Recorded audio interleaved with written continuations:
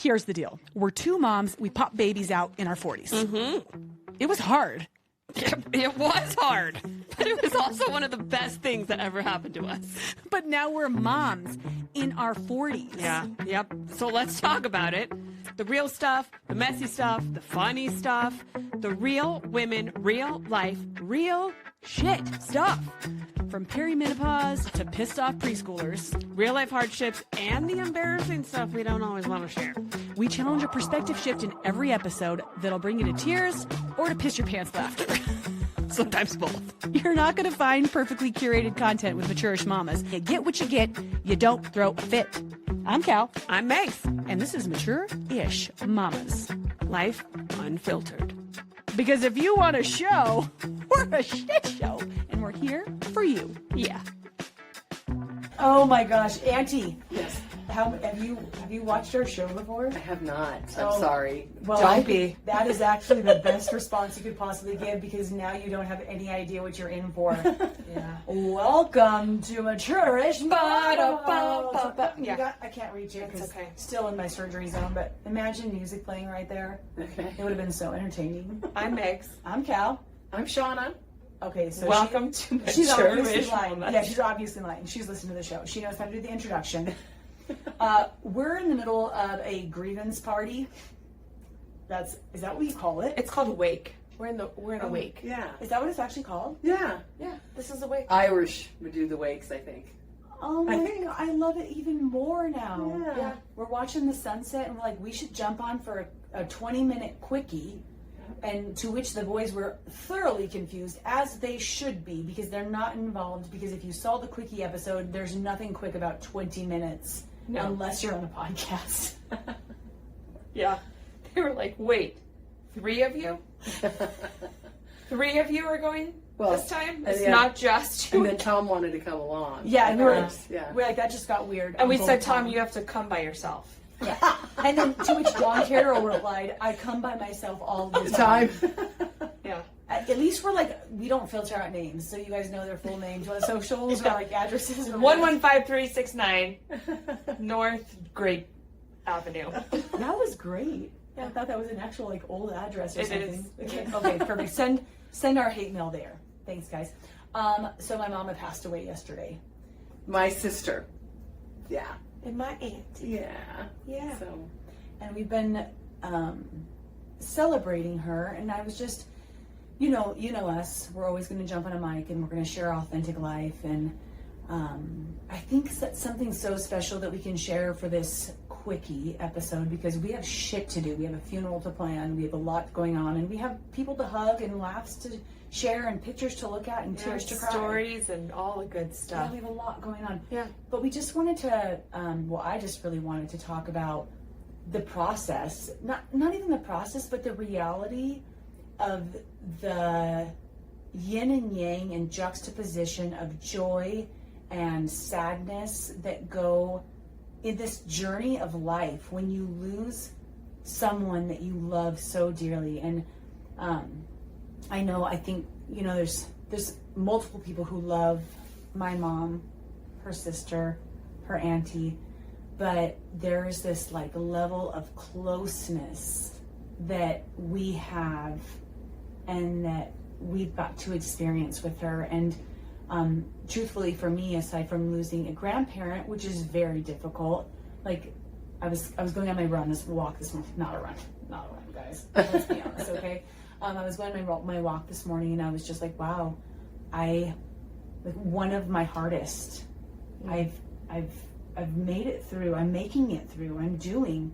And that was such a weird and almost gross feeling, and also beautiful acknowledgement that I could be moving through this, because life ends with death. So that's the end of my share. Go ahead, guys.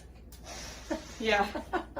And I think one of the hardest things about losing someone so close to you, I mean, I have both my parents, but I've lost very close people to me, is that, and also just a really humbling feeling, is that life goes on.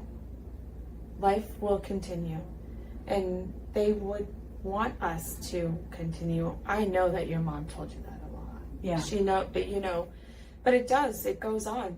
You're going to still fall asleep tonight and wake up tomorrow, and everyone around you is going to do that. And so you just do it. You just go on those hard runs. You just show up and be with the people you love and hear the stories you want to hear, and then go back to whatever that new old routine is, because it will be there again.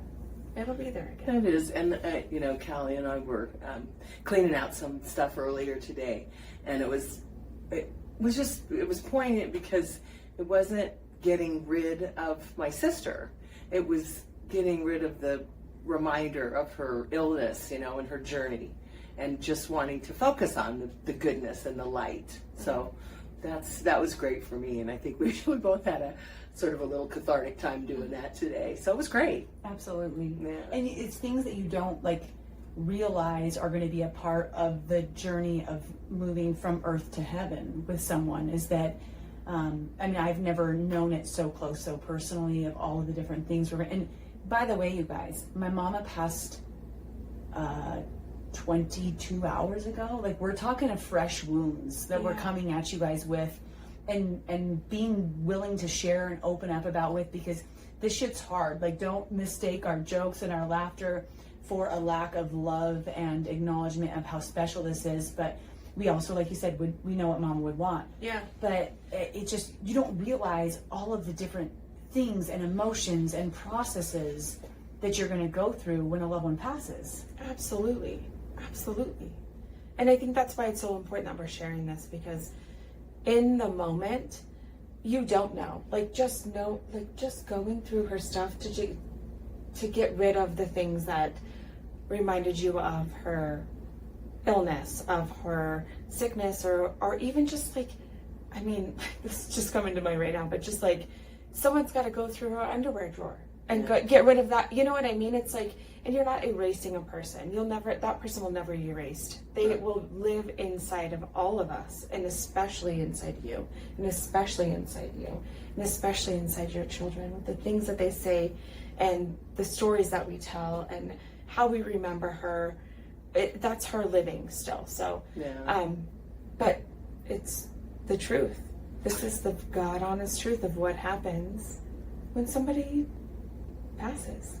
Yeah, and we talked a bit about, you know, everybody having their own journey, you know, and so Callie across the room crying, and I'm across the room laughing about something, and you know, so that's also really cool to see, is just letting everybody be on their journey and do what they need to do, you know. I never could have imagined what a wake would look like, or like a household would look like, and then to extend upon what Auntie's saying, like, to see everyone move through so many emotions so quickly and so often and authentically and openly. Like, we're not like, maybe some people are going to hide to cry because we wouldn't see that, but everybody's also crying in public. Like, we're also like, the men are walking by, we are walking by, the kids are walking by, and sometimes there's tears and laughter and smiles. And just after my walk this morning, I came back and I was telling my brother, I'm like, people have, like, if somebody watched me for 30 seconds, they would absolutely assume I'm bipolar, because I'm going through so many emotions so swiftly, because I'm so grateful for my mom's peace and passing. And I have been praying for her relief for a while, and every minute seemed like hours, especially over the last 3 days.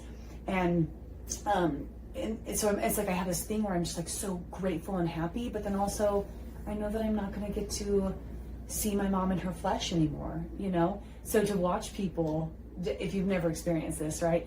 And I want to come from a space of like what joy even in passing can occur, because the tears aren't like, I don't know, they're not like woeful tears of sorrow. They're tears of beautiful connection for all of us. I think like every tear that I see isn't anything sad. It's beautiful. It's sad, but it's beautiful.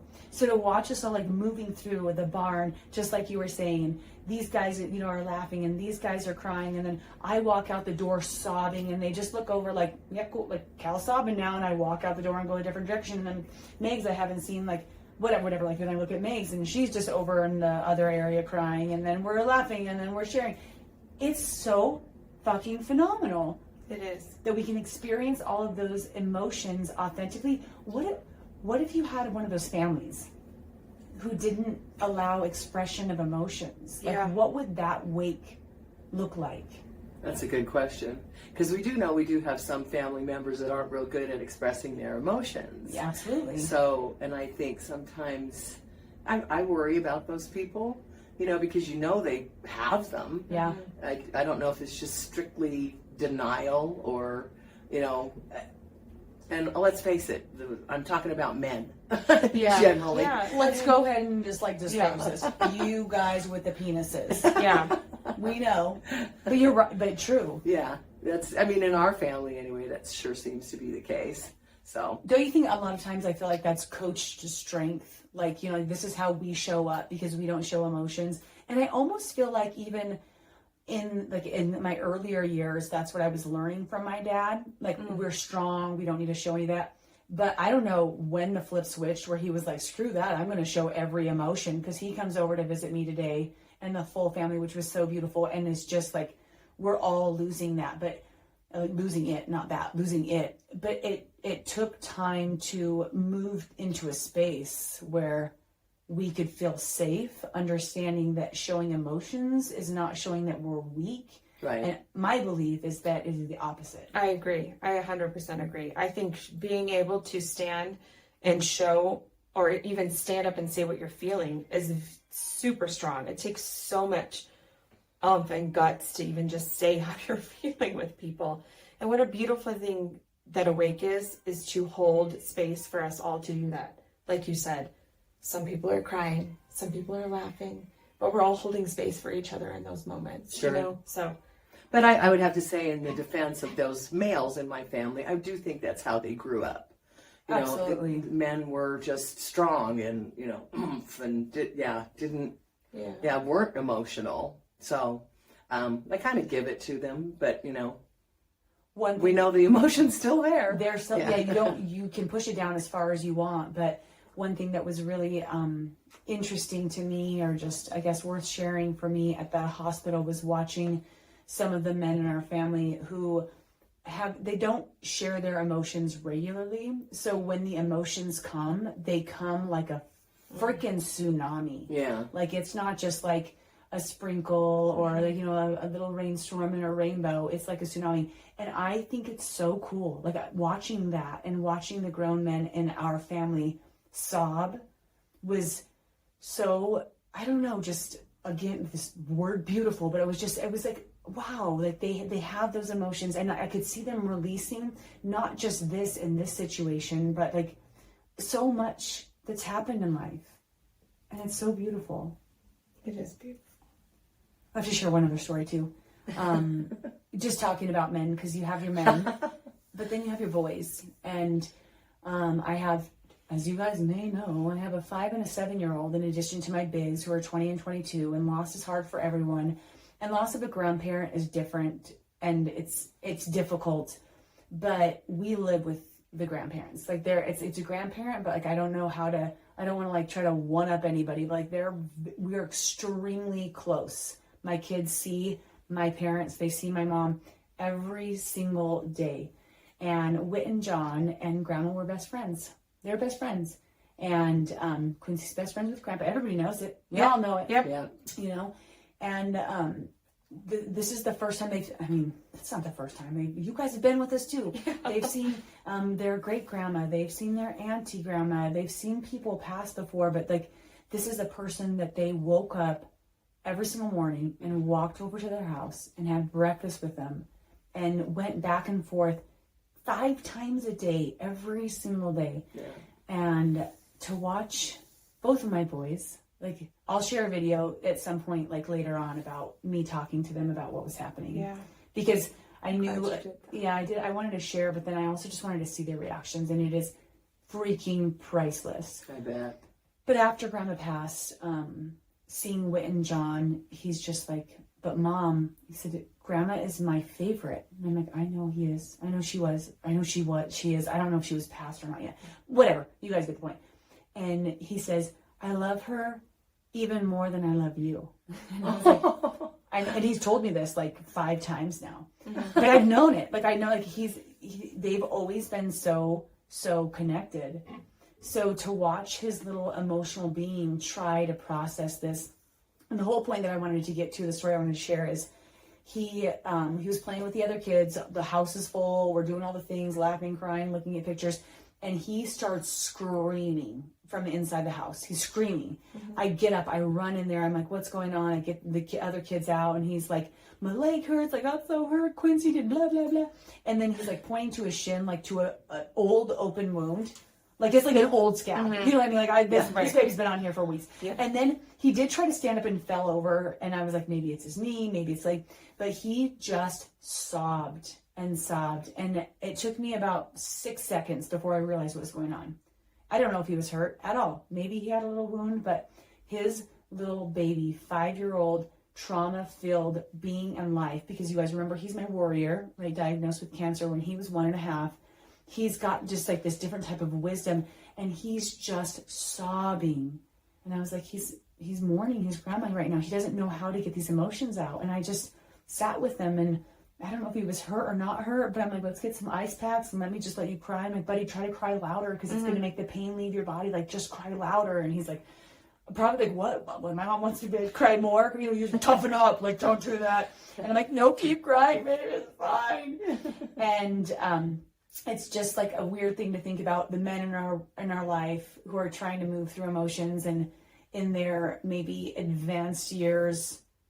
I mean, even John, maybe my husband, right? Yeah. Like sharing more emotions, and then these little babies trying to figure their way through it. Well, and I don't know if I told you, Cal, but I walked in the door and he came over to me and said, did you know Grandma died? My grandma died today. And I said, yes, I did, Whit, and I was there with her. And he was like, oh, okay. But it was very matter of fact, you know, which I thought was kind of cool. I mean, it took me by surprise. Yeah. But I was like, yeah, I would, and I was there. So I think he was glad to hear that. But, you know, just his, you know, did you know my grandma died today? Wise beyond his words. I know. He sent me a text message last night. He sent me 3 pictures of Grandma Jana. He doesn't have his own phone to text us. He took my phone. Messaging me. Yeah, and he does. He texts me sometimes. He actually texts a lot of your friends sometimes, but he definitely texts me sometimes. And he sent me 3 pictures immediately, and then I can tell he was like talk to text or whatever, because he can't type it out yet, but he's talking to text, and he said, Megan, hi, Megan, it's me. No, he said, hey, I just need to tell you, my grandma died. I just wanted you to know that my grandma died. Did you know that my grandma died? Oh. And I love her very much. She was my favorite grandma. And then he said something else. He was like, oh yeah, and it's me, Whitten.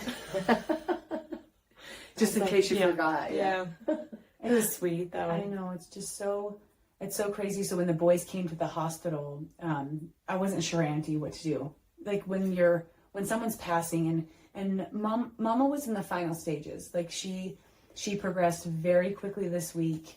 We can talk around this, but we're doing a quickie right now, so we're not going to. But like she passed. It was quick. So by the time the boys got there, we had gotten the pain under control enough so that she wasn't moaning and groaning and like obvious pain. Yeah. But also she couldn't speak or vocalize.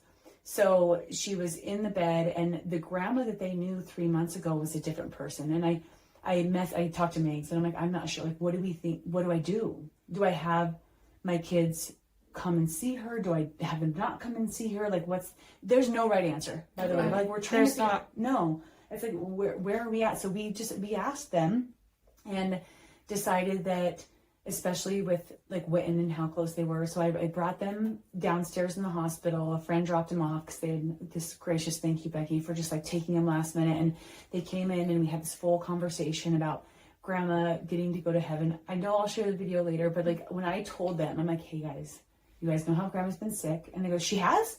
And I'm like, she's been in the hospital literally for 2.5 months. Like, you guys noticed that she hadn't, their like brains aren't there, right? Yeah. And they said, well, she gets to go live with God soon. And Quincy goes, "Oh, she does?" And he was so excited for her. I mean, he's just like, look, what is it going to be like? When is she going to go? Like, when is she going to get there? And he's like, just genuinely, his heart is so filled knowing that his grandma gets to go to heaven.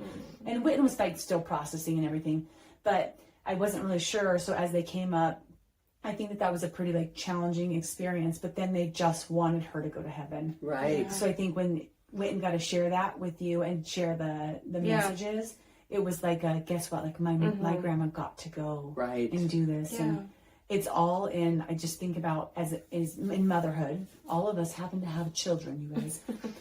The way that we preface different hard situations in life, I could have prefaced that completely differently.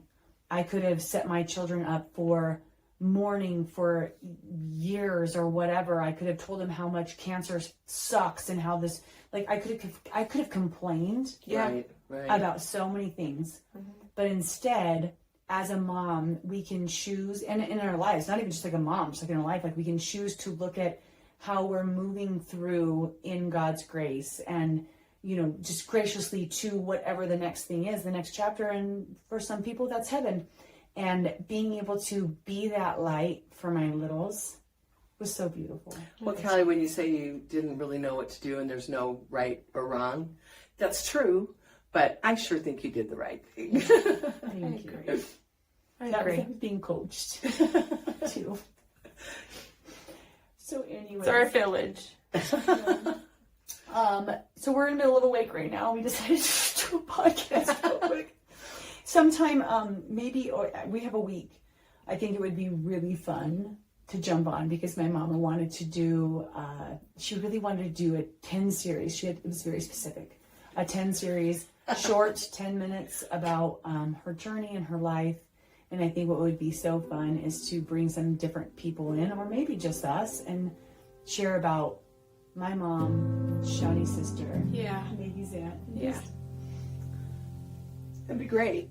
Just talk about how wonderful she is, because it sucks when people go to heaven, and sometimes it is the most beautiful blessing that you get to watch them go there. So we'll do that.